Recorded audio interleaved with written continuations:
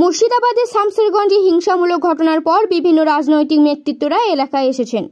মঙ্গলবার রাজ্যের মুখ্যমন্ত্রী মমতা বন্দ্যোপাধ্যায় মুর্শিদাবাদের সফর শেষ করার পর রাতে শামসেরগঞ্জে বেটবোনা গ্রামে নতুন এই পুলিশ ক্যাম্প চালু করা হলো। এলাকায় নতুন করে কোনো রকম অশান্তিমূলক ঘটনা ঘটলে তড়িঘড়ি ঘটনাস্থলে পৌঁছাবে এই ক্যাম্পে থাকা পুলিশ। 6 জন অফিসার সহ 27 জনের বাহিনী থাকবে এই স্থায়ী ক্যাম্পে। মঙ্গলবার রাতে জরুরি ভিত্তিতে গ্রামের বাসিন্দাদের মধ্যে মিষ্টি মুখের মাধ্যমে পুলিশ ক্যাম্পের উদ্বোধন করা হয়। শামসেরগঞ্জ থানার অধীনে থাকবে এই ক্যাম্প। এই ক্যাম্প ইনচার্জ হলেন এসআই মিঠুন হালদার।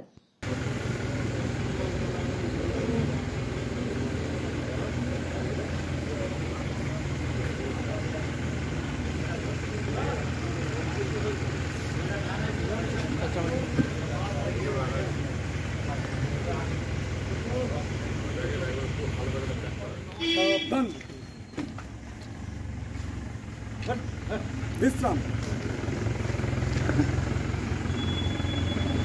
যদি কোনো সেরকম বড় কোনো সমস্যা হয় আপনি তো মিঠুনবাবুর সঙ্গে যোগাযোগ করবেন। এছাড়াও আমাদের থানার বড়বাবু আছে, প্রত্যেকের নাম্বার দেওয়া থাকলো।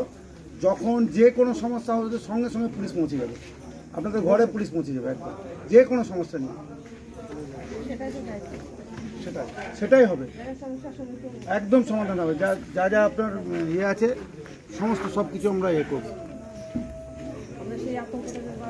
না না, একদম না, পুলিশ একদম আপনাদের সঙ্গে আছে। ঠিক আছে।